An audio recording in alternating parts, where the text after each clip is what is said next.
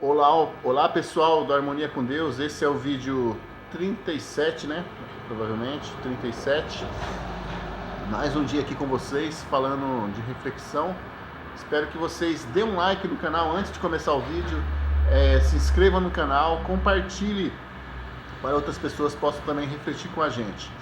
Ok? Deixe sua opinião nos comentários e vamos refletir. O tema hoje é Viva, Viva, Viva. Vamos lá. É esse material que eu estou lendo aqui, ó. Oxe. Vivendo perigosamente. Viva. E procure descobrir o que realmente é a vida. Todas as religiões concordam num ponto, que a vida de verdade só começa depois da morte. Esta vida seria apenas um ensaio, e não o próprio espetáculo. O espetáculo mesmo só começa depois da morte. Aqui você está apenas se preparando para o verdadeiro espetáculo. Assim, sacrifique tudo nessa vida e prepare-se para o grande show que vai acontecer após a morte. As religiões ensinam um sacrifício. É preciso sacrificar o amor, sacrificar a vida, sacrificar a alegria, sacrificar tudo o que existe. Quanto mais você se sacrificar, mais preparado estará para participar do grande espetáculo após a morte. Elas buscam dirigir sua atenção apenas para a vida depois da morte. Certa vez, o Osho falando, né? Certa vez eu estava na Índia passeando com Sadhu Sant Prasad pelo seu enorme jardim. Ele era uma das pessoas mais ricas da Índia. E ele me disse: sempre quis lhe perguntar o que acontece após a morte. Mas você está vivo ou não? Eu perguntei para ele, o Osho falando. Ele perguntou: sempre quis saber da vida após a morte. O Osho falou: você está vivo ou não? E ele disse: mas que tipo de pergunta é essa? É claro que eu estou vivo. Sim, você está vivo, mas sabe o que é a vida? Ele falou: lógico, isso eu não consigo responder. Sinceramente, eu não sei o que é a vida.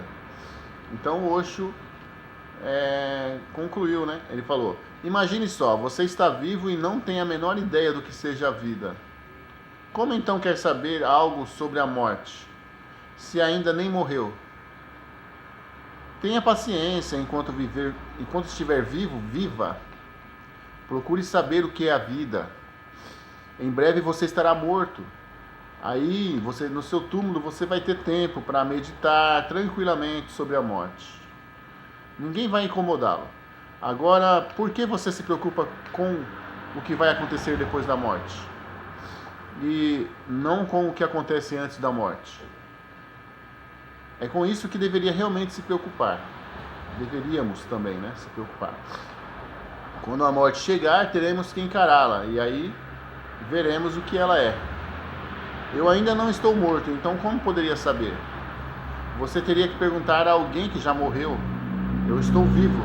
Só posso lhe falar sobre o que é a vida e como fazer para descobrir o que ela é. Então a gente muitas vezes se preocupa tanto com a morte, depois dessa vida, depois disso, e esquece de viver o momento presente, viver cada momento, o aqui e agora. Muitas vezes estamos sempre lá na frente, no futuro. Amanhã vou me aposentar.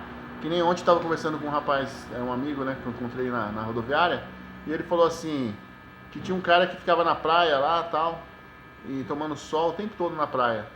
E aí um cara chegou e falou: por que você não vai trabalhar? Daqui 30 anos você se aposenta e vem pra praia. Ele falou: eu vou esperar 30 anos para me vir, para eu poder vir aqui curtir essa praia? Não, jamais, vou começar a curtir ela agora.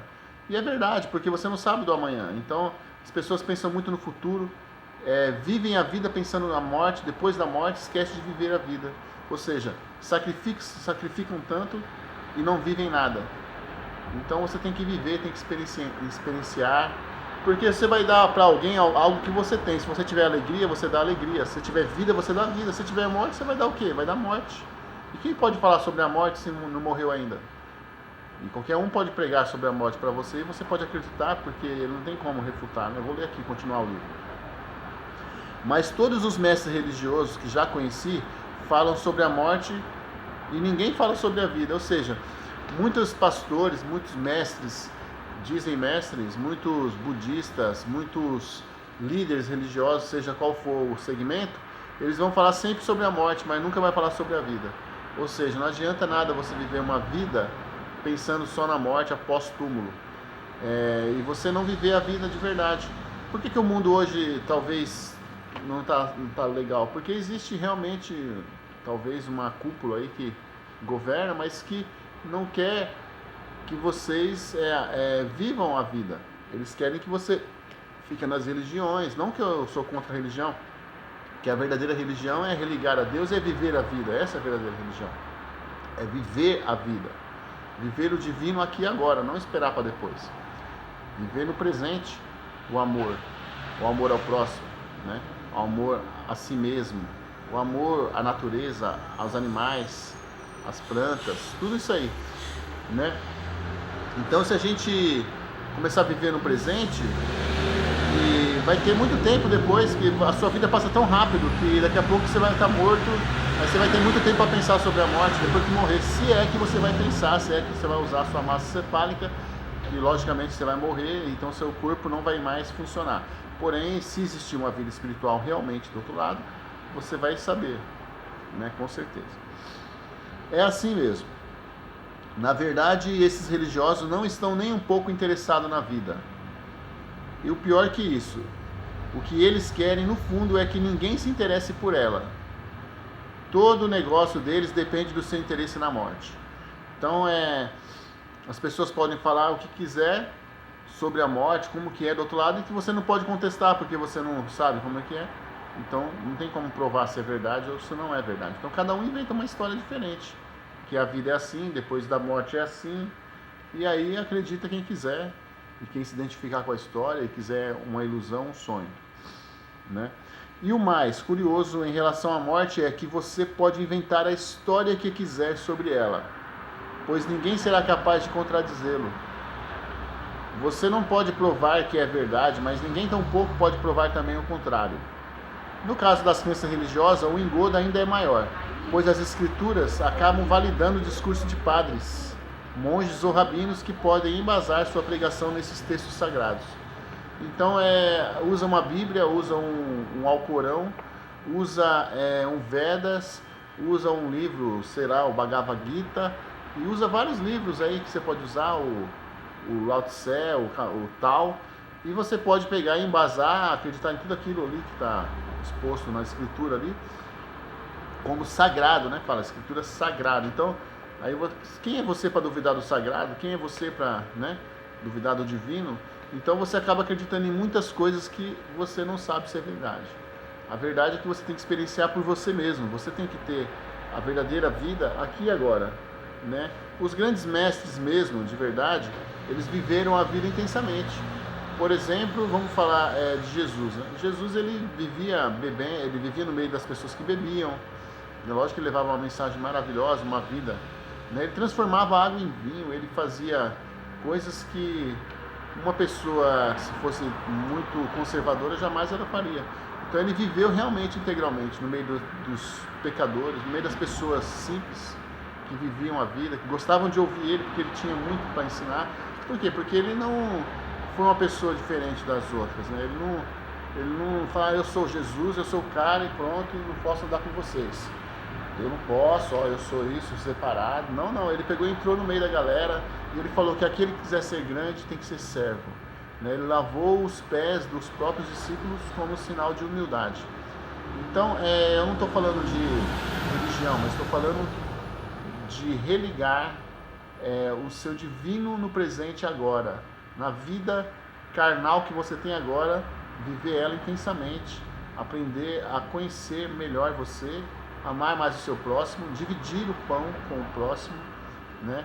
Não adianta nada você tomar uma ceia, né, com um pãozinho, um vinho, e depois você não ter coragem de dividir com o seu próximo o seu pão, um almoço, na rua, de repente você chegar. Não adianta também ficar entregando um monte de coisa para as pessoas e você não tem um coração puro, né? Porque você vai ficar dando o que você não tem. Então, nada vai salvar, as obras não salvam. O que salva é você viver no presente, no aqui e agora, saber que você está feliz com você mesmo para você transmitir essa felicidade para o outro. Estava falando esses dias com o Wesley no grupo Harmonia com Deus, do WhatsApp. Quem quiser entrar, tem esse grupo no WhatsApp, Harmonia com Deus. Vou deixar meu contato aí. Aí vocês podem participar desse grupo.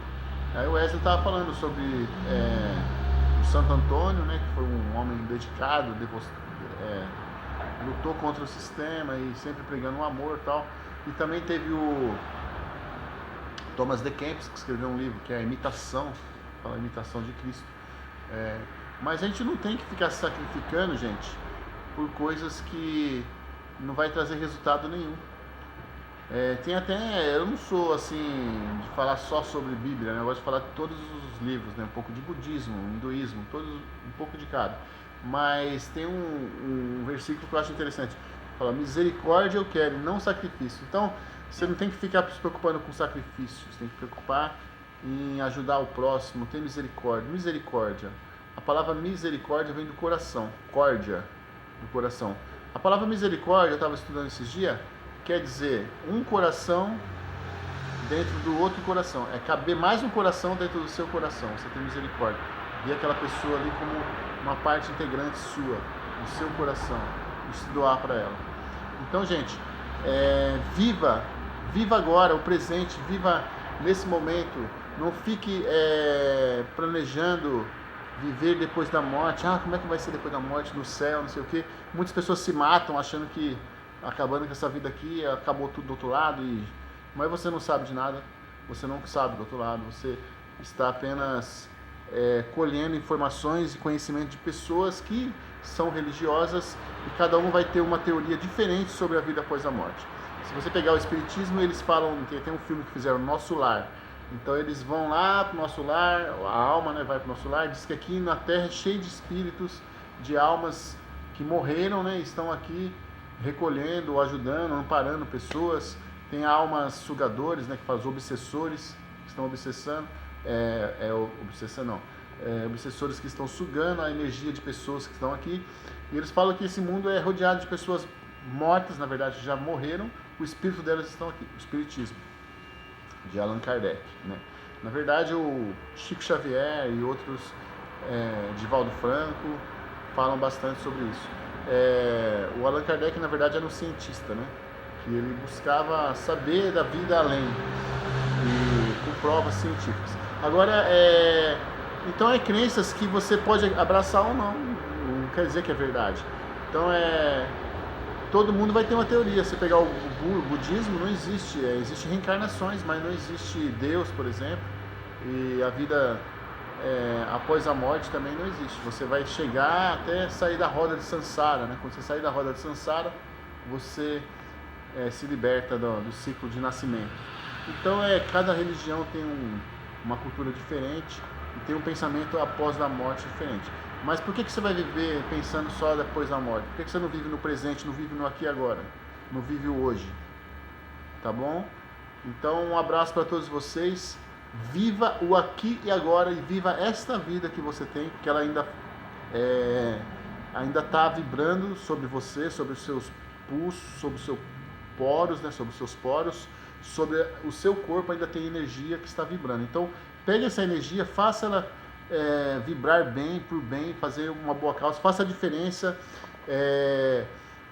mostre que você não veio aqui em vão, você veio aqui para fazer a diferença e deixar uma mensagem aí para as pessoas que querem seguir seu exemplo de viver no presente, compartilhando sempre. Quanto mais você compartilha, mais você tem, tá bom?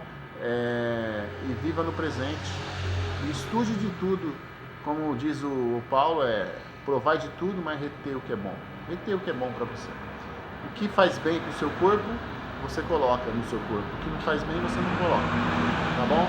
Um abraço a todos vocês. Inscrevam-se no canal, não se esqueçam.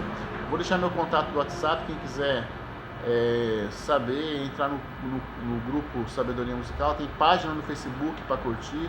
Tem um grupo no Facebook do Sabedoria Musical. Comunidade Harmonia com... Aliás, eu estou falando Sabedoria Musical, não. Estou confundindo. Perdão. É Harmonia com Deus. Comunidade Harmonia com Deus, tem um WhatsApp, que é Comunidade Harmonia com Deus Luz Interior, Comunidade Harmonia com Deus Luz Interior no Facebook, e tem um grupo também, a página e tem um grupo, Comunidade Harmonia com Deus no Facebook, luz interior, tá bom? Então quem quiser é só entrar lá e procurar. Um abraço a todos vocês e muita paz no coração.